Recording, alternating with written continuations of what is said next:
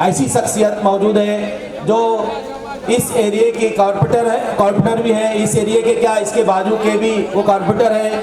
हमारे हलीम अंसारी साहब से मैं गुजारिश करता हूं कि हलीम अंसारी साहब स्टेज पर तशरीफ लाएं और अपने ख्यालात का इजहार करें।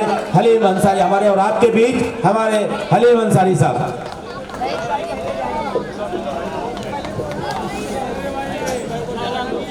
अस्सलाम वालेकुम। आज यहाँ मंच पे बैठे हैं मेरे बड़े भाई राष्ट्रवादी कांग्रेस के अध्यक्ष जनाब शोएब गुड्डू खान साहब, नगर सेवक बहत्तर भाई समीर खान साहब, राष्ट्रवादी कांग्रेस के युवा अध्यक्ष हारून खान साहब, हमारे मोहल्ले के अच्छी शख्सियत हमारे नौशाद भाई साहब होटल वाले, और बहुत लोग यहाँ पे हैं, और हमारे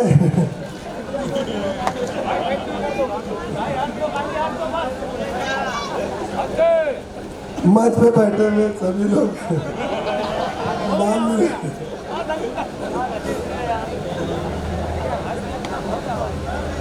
हमारे मुश्ताक भाई साहब और मंच पे बैठे हुए तमाम लोग। मैं पहली बार मंच पे खड़ा हुआ हूँ भाइयों, कुछ गलती हो तो माफ़ करना।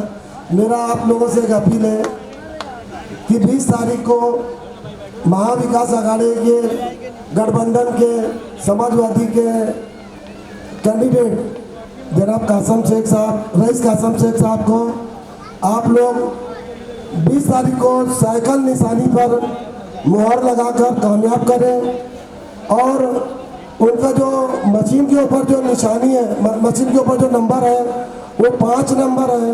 वो 5 नंबर के ऊपर आपको साइकिल निशानी के सामने बटन दबाना है और रईस कासम शेख साहब को जिताना है। और रईस भाई हमारे ईस्ट के आमदार रह भी चुके हैं और उन्होंने एक अच्छा काम किया है। आज यहाँ पर रोड की जो तकलीफें थी, हमारे रोड की, लाइट की, और स्कूल जो 22-62 नंबर स्कूल जो बनाया है उन्होंने, ये सब उन्होंने बहुत बड़ा अच्छे काम किए हैं। इसलिए ऐसे आमदार को वापस चुन के लाना चाहिए ताकि हमारा भिवंडी शहर बहुत दिनों से जो खस्ता हालत पे था, अब हमारा भिवंडी शहर भी एक अच्छी हालत पे आ रहा है। तो मैं रईस कासम शेख साहब को दोबारा आमदार बनाने के लिए मैं आप सभी हजरात से अपील करता हूँ।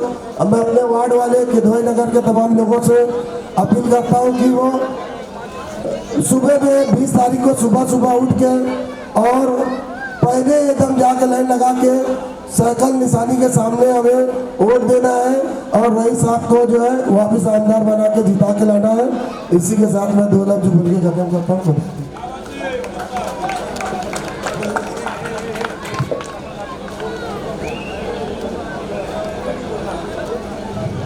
ये थे हमारे हलीम अंसारी साहब। अभी हमारे और आपके बीच हमारे राष्ट्रवादी कांग्रेस पार्टी के जिला अध्यक्ष शोएब खान गुड्डू साहब मौजूद है। मैं इनके लिए एक शेर बोलूँगा। जमीन पर बैठ कर के आसमां देखता है, परों को खोल अपने जमाना उड़ान देखता है। मेरा जी दोस्तों साथियों, बहुत मैं इनको अदब के साथ आवाज देता हूं और आप सभी से गुजारिश करता हूं कि जोरदार तालियों के साथ हमारे शोएब खान गुड्डू साहब का स्वागत करें।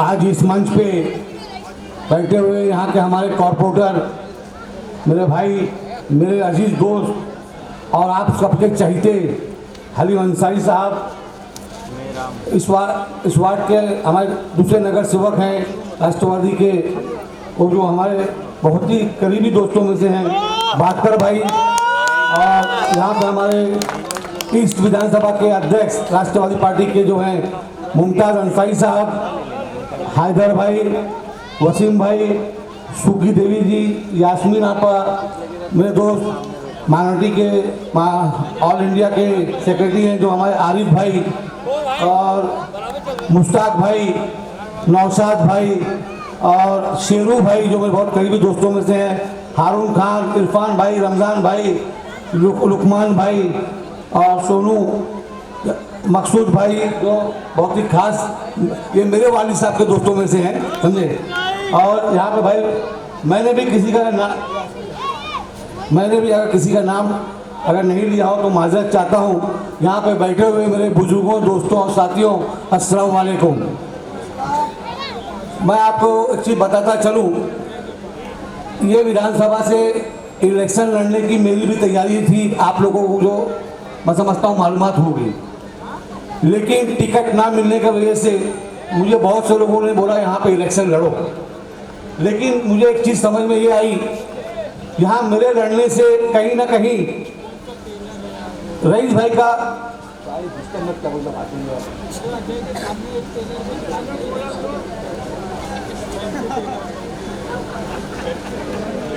मेरे लड़ने से कहीं ना कहीं रईस भाई का भी नुकसान हो सकता है, कौम का नुकसान हो सकता है, इस शहर का नुकसान हो सकता है। मेरे दोस्तों ने, मेरे घर वालों ने और मेरे वरिष्ठ नेता जो हमारे शरद पवार साहब, जयंत पाटिल साहब, आवाड़ साहब और बालिया मामा ने भी मुझे समझाया कि आपको कहीं ना कहीं पार्टी एडजस्ट करेगी, लेकिन ये इलेक्शन मत लड़ो। मुझे भी समझ में आया कि मेरे वजह से नुकसान हो सकता है, तो मैंने ये यहाँ से इलेक्शन नहीं लड़ने का इरादा बनाया और कंधे से कंधा मिलाकर रईस भाई के साथ आज मैं पूरे भिवंडी पूरब में उनके साथ घूम रहा हूँ, ताकि वापस से उनकी सीट चुन कर आवे। दोस्तों, साथियों, देखिए, रईस भाई के मेरे पॉलिटिकल इत्तेफाकात थे, लेकिन हमारी कोई व्यक्तिगत झगड़े कभी नहीं थे। उन्होंने कभी हमारा कोई नुकसान किया और मैंने कभी स्पीच में ये कभी नहीं कहा कि रईस भाई ने काम नहीं किया है। हकीकत तो यही है कि आमदार क्या होता है वो रईस भाई ने सिखा दिया। यहाँ पे काम क्या होता है, आमदार की जिम्मेदारी क्या होती है, काम क्या होता है, वो रईस भाई ने यहाँ पे वो करके दिखाया है और रईस भाई का हक है। आज सबसे बड़ी बात है, जनता उनके साथ है। ये सबसे बड़ी उनकी 5 साल की उनकी जो उन्होंने दौलत कमाई है, ये दौलत है कि जनता उनके साथ में है। दोस्तों, साथियों, खाली मैं इतना कहूँगा, काम के बारे में मैं समझता हूँ। आज रोड को लेकर आज बहुत से एरिया में नौजवानों के लिए जिम है। आज बहुत जगह पानी नहीं आता था, पाइपलाइन डाला उन्होंने, पानी की एमिनिटी बढ़ा के लाया, बहुत जगह पानी नहीं आता था। अभी शांति नगर से कल्याण रोड पे रोड को जोड़ दिया।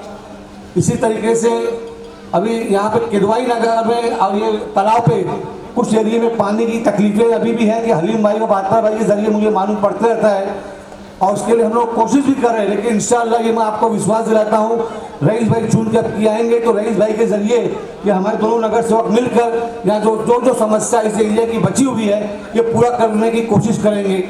तो और आपको सबसे बड़ी बात बताऊँ, हेल्थ में भी और एजुकेशन पे रईस भाई के काफ़ी काम है। हेल्थ में जैसे IGM हॉस्पिटल में काफ़ी काम हो चुके हैं, थोड़ा खाली तो मामला है कि ऑपरेट करने वाले लोग नहीं हैं और रईस भाई ने वादा किया है कि जो डॉक्टर नहीं है ऑपरेट करने वाले, इस टाइम पीरियड में मैं कैसे भी करके वो करूँगा। और उसके अलावा मैं उनसे एक डिमांड और किया है कि आबादी बढ़ गई है, पश्चिम, पूरब और ग्रामीण, IGM हॉस्पिटल एक काम चलने वाला नहीं है। हालांकि इन्होंने 200 बेड का हॉस्पिटल किया है। हम लोग चाहते हैं कि इसके अलावा एक हॉस्पिटल और खुले ताकि हमारे लोगों को राहत मिले और वहाँ हॉस्पिटल में डॉक्टर्स रहे, दवाइयाँ मिले, सब चीज़ की फैसिलिटीज मिले। ये हमारी सबसे बड़ी मांगनी हेल्थ को लेकर है रईस भाई से। उसके अलावा एजुकेशन के अंदर आज रईस भाई ने सेकेंड स्कूलों के मामले में काफ़ी स्कूल को उन्होंने काम किया है और 62 जो स्कूल है वो एक बेमिसाल है, पूरे महाराष्ट्र के अंदर है। वो स्कूल ऐसी मैं समझता हूँ कहीं सरकारी स्कूल ऐसी बनी नहीं है। उसका सबसे बड़ी बात बताता हूँ, जो उद्धव ठाकरे साहब है शिवसेना के, जो उनका मैनिफेस्टो बनता है, उस मैनिफेस्टो के अंदर उद्धव ठाकरे साहब ने इस स्कूल को लिया है और हमारी सरकार अगर बनती है महाविकास आघाड़ी की, तो सरकार बनने के बाद पूरे महाराष्ट्र में ऐसी स्कूल बनाने का इन्होंने वादा किया है। तो दोस्तों, साथियों, आज रईस भाई के काम को लेकर कोई नज़रअंदाज नहीं कर सकता। हकीकत में उन्होंने काम किया है और सबसे बड़ी बात है कि 2 साल 2.5 साल में उन्होंने काम किया है। 2 साल तो कोविड में चला गया, क्योंकि कोविड में 2-2.5 साल में कुछ काम ही नहीं हुआ। जब ये 2-2.5 साल का काम इतना कर सकते हैं और इनमें सलाहियत सबसे अच्छी है, इनकी पहचान सब पार्टियों में, ये निधि ला सकते हैं, क्या कोई भी पार्टी की सरकार बने, उनमें सलाहियत है, निधि लाकर इस शहर का विकास का काम कर सकते हैं। आज आप लोग से इतना कहना चाहूँगा, आज हमारे राहुल गांधी जी हैं, उद्धव ठाकरे साहब हैं, शरद पवार साहब हैं और अबू आसिम आजमी साहब हैं। सबके हाथ मजबूत करिए। आज सब पार्टी मिलकर महाविकास आघाड़ी जो बनी है, इसका आप लोगों को काम करना है और साथ देना है। दोस्तों साथियों, आज पूरे देश के हालात क्या हो गए हैं, सिर्फ और सिर्फ हिंदू और मुस्लिम को बांटने का काम चल रहा है। और खाली अभी जो यादव जी कह के गए, खाली यूपी के अंदर ये मामला नहीं है, ये मामला पूरे हिंदुस्तान के अंदर है। क्योंकि बीजेपी ने कोई विकास का काम किया ही नहीं है, वो काम क्या गिनाएंगे। तो ये लोग क्या करते हैं, फालतू बयान देंगे, जज्बात में लाएंगे, हिंदू को एक करने की कोशिश करेंगे, मुसलमानों के खिलाफ बोलेंगे और दलित भाइयों को परेशान करेंगे, दलित भाइयों के खिलाफ अत्याचार करेंगे। तो ये सब काम ये लोग सब काम करने की कोशिश करते हैं। तो मेरा कहने का मतलब ये है कि आज देख लीजिए महंगाई, आज महंगाई इतनी बढ़ती चली जा रही है और आमदनी कम हो रही है।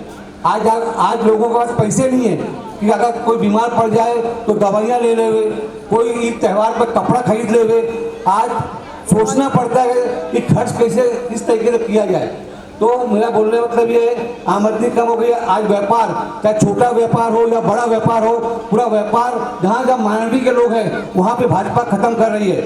आज यहाँ पावर लूम था, 8 लाख से 9 लाख पावर लूम था, आज 3-4 लाख पावर लूम बिक चुके हैं। कितने मजदूर लोग बेरोजगार हो गए हैं, कितने पढ़े लिखे लोग हैं जो मोदी जी ने वादा किया था कि मैं उनको रोजगार दूंगा, आज वो बेरोजगार में घूम रहे हैं। और कितने नौजवान बच्चे हमारे डिप्रेशन में जा रहे हैं। दोस्तों साथियों, इसके जिम्मेदार कौन है? महिलाओं के साथ